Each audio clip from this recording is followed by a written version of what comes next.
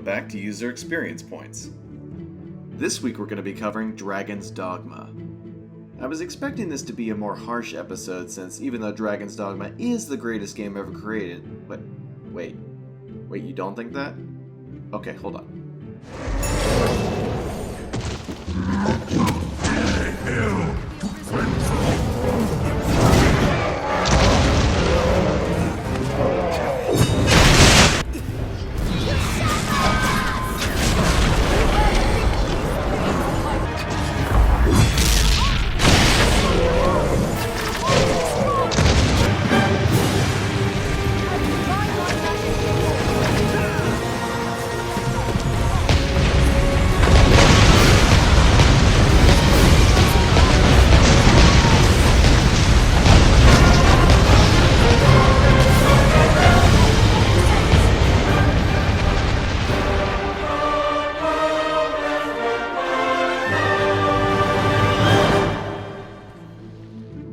So yeah, now that we're on the same page, Dragon's Dogma does have a few usability problems, and that's pretty much what I was expecting going into this video. But what I didn't expect was some actually really smart UX design choices that I never really noticed before. And hey, those are the best kind. Dragon's Dogma has one of those awesome character editors that practically requires prep work like sketches or at least a strong idea of what you're trying to make before diving in. Thankfully, the game provides a pretty good selection of presets to get you going, covering the unreal amount of customization available. How many other games can you name that have 60 hairstyles, 14 voice options, and the ability to select your posture?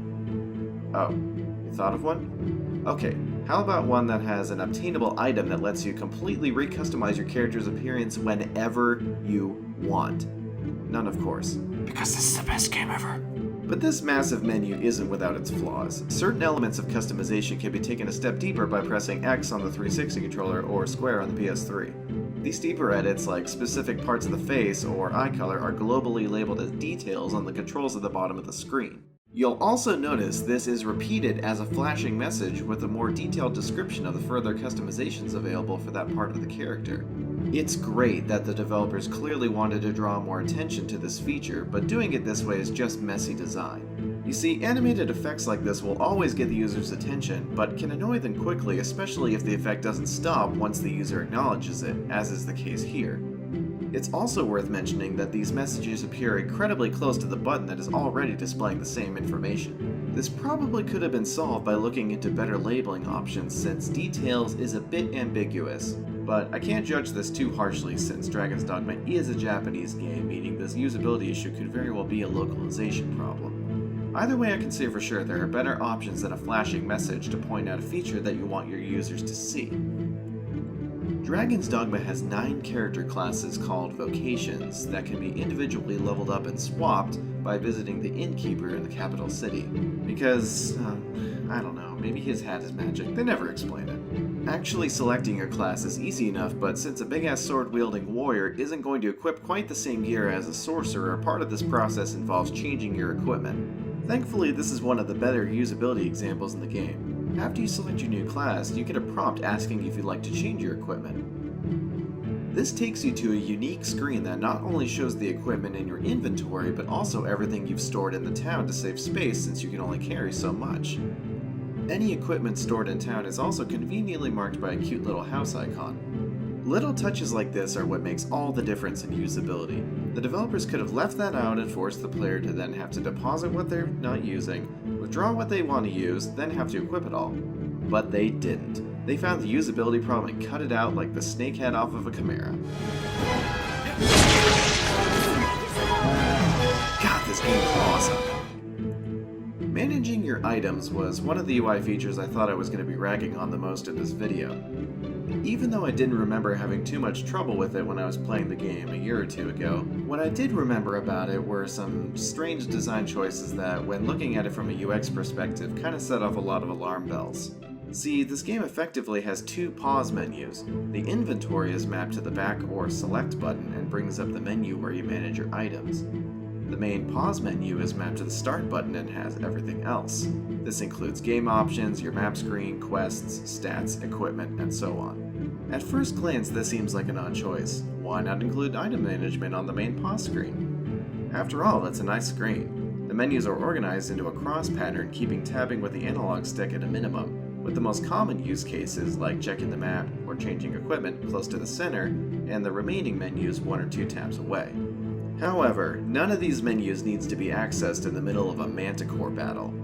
That's why the inventory is on its own button. This menu is where you use healing items, craft new ones, use fast travel items, pass items between party members, and discard what you don't need so you don't become over-encumbered, which impairs your ability to climb on and stab things.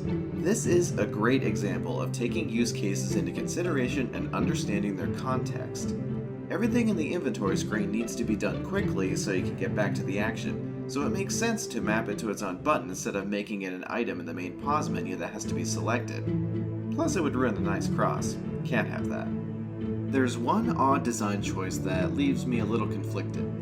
You can view all of your equipable items like weapons and armor in the inventory and in the equipment screen accessed from the main pause menu. When looking at your equipment in your inventory, the only thing you can do with it is either get rid of it or give it to another party member to hold. You can only equip it if you go to the equipment screen. You do at least get a nice shortcut to the equipment screen by either selecting an item or scrolling all the way down to the bottom. This is a weird overlap, but when I think about it in terms of use cases, I can understand why it had to be done. See, part of managing your inventory is making sure you're not carrying too many items. This includes equipment. If you were only able to see equipment on the equipment screen, it would turn weight management into a task that requires 2 different menus. Fair enough, so why can't you equip from the inventory? Well, changing equipment involves comparing stats in order to determine the most effective options and seeing how cool it will look on you. Those UI elements can't fit anywhere on the inventory screen.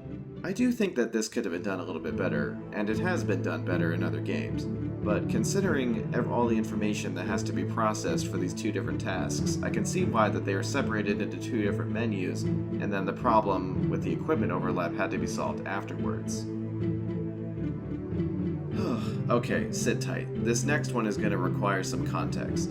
In Dragon's Dogma, your party includes you, the Arisen, a title that comes with surviving a dragon ripping out your heart, and up to 3 pawns.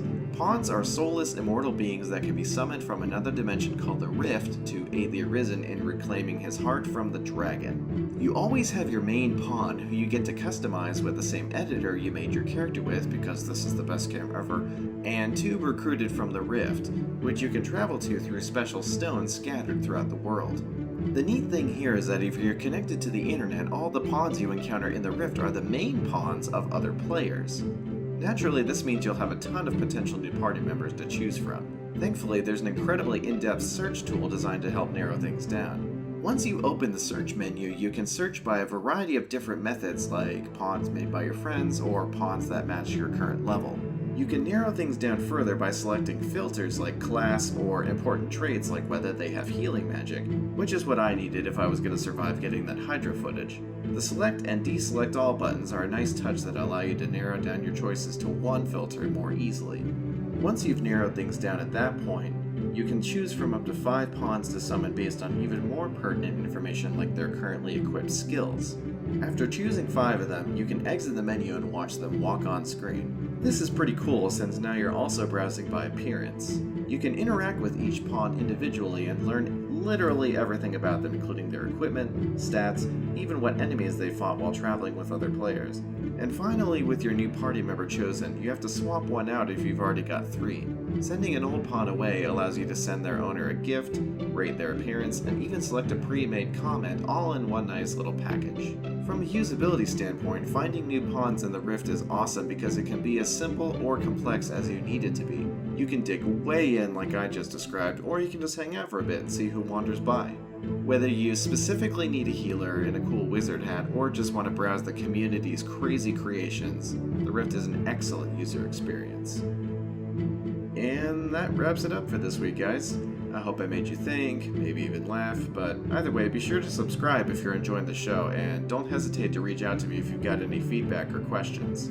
I would especially love to hear about what games you'd like me to cover in the future. I've got a pretty solid list, but I would be even more interested to hear what you guys think. See you next week.